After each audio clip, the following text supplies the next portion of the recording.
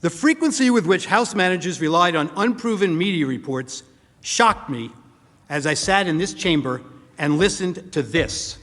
And there's a lot that we don't know yet about what happened that day. According to those around him at the time, reportedly responded. Trump reportedly reports across all major media outlets. Major news networks, including Fox News, reportedly summoned. Reportedly not accidental. According to reports, President Trump who reportedly spoke to the guard. And was widely reported. Media reports? According to reports, reportedly. As any trial lawyer will tell you, reportedly is a euphemism for, I have no real evidence. Reportedly is not the standard in any American setting in which any semblance of due process is afforded an accused. Reportedly isn't even, here is some circumstantial evidence. It is exactly as reliable as, I Googled this for you. And if you're worried that you might ever be tried based on this type of evidence, don't be. You get more due process than this when you fight a parking ticket. One reason due process is so important with respect to evidence offered against an accused is that it requires an opportunity to test the integrity, the credibility, the reliability of the evidence. Here, of course, former President Trump was completely denied any such opportunity. And it turns out there is significant reason to doubt the evidence the House managers have put before us. Let me say this clearly. We have reason to believe the House managers manipulated evidence and selectively edited footage.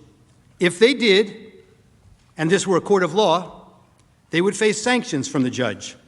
I don't raise this issue lightly. Rather, it is a product of what we have found in just the limited time we have had since we first saw the evidence here with you this week. We have reason to believe that the House managers created false representations of tweets, and the lack of due process means there was no opportunity to review or verify the accuracy. Consider these facts. The House managers, proud of their work on this snap impeachment, staged numerous photo shoots of their preparations. In one of those, Manager Raskin is seen here at his desk reviewing two tweets side by side. The image on his screen claims to show that President Trump had retweeted one of those tweets. Now, members of the Senate, let's look closely at this screen, because obviously Manager Raskin considered it important enough that he invited the New York Times to watch him watching it. Now, what's wrong with this image? Actually, there are three things very wrong with it. Look at the date on the very bottom of the screen on Manager Raskin's computer screen when we zoom in to the picture. The date that appears is January 3rd, 2020, not 2021. Why is that date wrong? Because this is not a real screenshot that he's working with. This is a recreation of a tweet, and you got the date wrong when you manufactured this graphic. You did not disclose that this is a manufactured graphic and not a real screenshot of a tweet. Now, to be fair, the House managers caught this error before showing the image on the Senate floor, so you never saw it when it was presented to you. But that's not all. They didn't fix this one. Look at the blue check mark next to the Twitter username of the account retweeted by the president. It indicates that this is a verified account, given the blue check by Twitter to indicate it is run by a public figure. The problem? The user's real account is not verified and has no blue check mark, as you can see. Were you trying to make her account seem more significant, or were you just sloppy?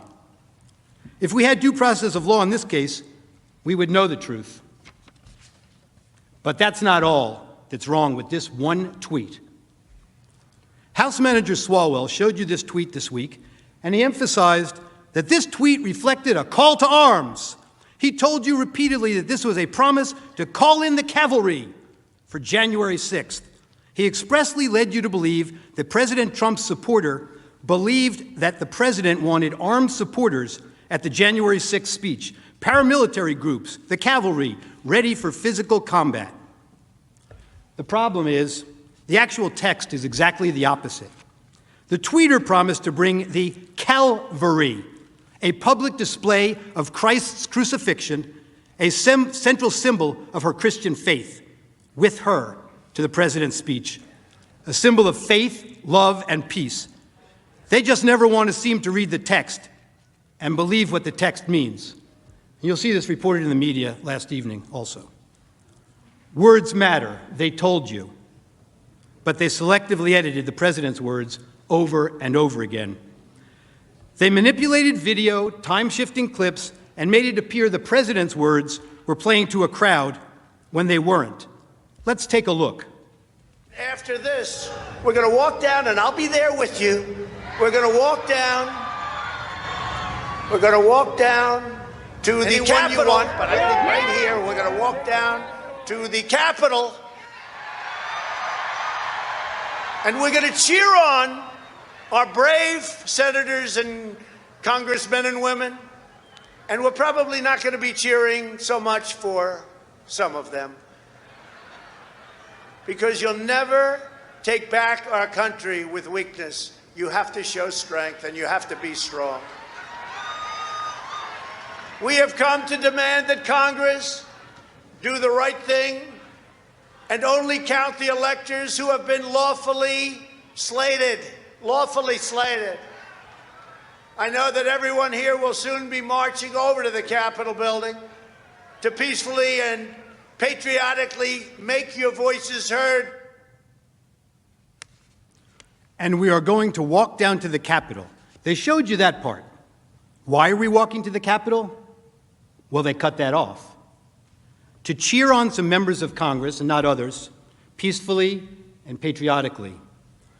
The Supreme Court ruled in Brandenburg that there's a very clear standard for incitement. In short, to paraphrase, whether the speech was intended to provoke imminent lawless action, and was it likely to do so. Go to the Capitol and cheer on some members of Congress, but not others. They know it doesn't meet the standard for incitement, so they edited it down. We heard a lot this week about fight like hell, but they cut off the video before they showed you the president's optimistic, patriotic words that followed immediately after. We fight like hell, and if you don't fight like hell, you're not going to have a country anymore. Our exciting adventures and boldest endeavors have not yet begun. My fellow Americans, for our movement, for our children, and for our beloved country, and I say this despite all that's happened, the best is yet to come.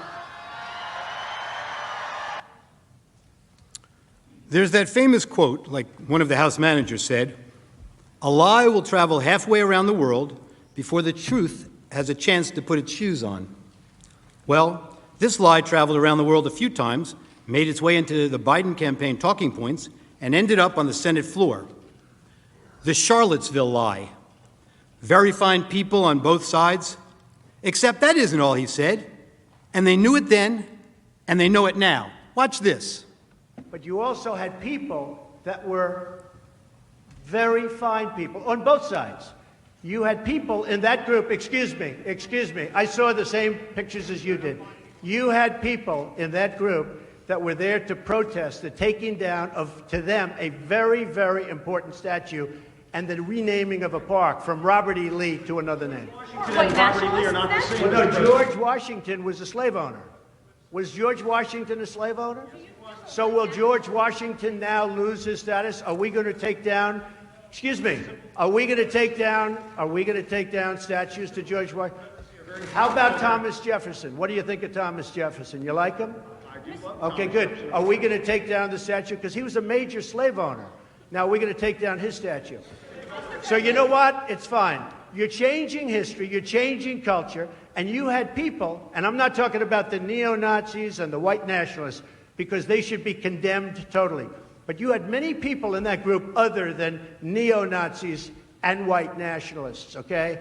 And the press has treated them absolutely unfairly. Now, in the other group also, you had some fine people, but you also had troublemakers, and you see them come with the black outfits and with the helmets and with the baseball bats. You had a lot of bad people in the other group too. Treated unfairly, sir. I'm sorry, I just didn't understand what you were saying. You were saying the press has treated white nationalists unfairly? I just didn't understand what you were saying. No. There were people in that rally, and I looked the night before. If you look, there were people protesting very quietly the taking down of the statue of Robert E. Lee. I'm sure in that group there were some bad ones. The following day it looked like they had some rough, bad people. Neo-Nazis, white nationalists, whatever you want to call them.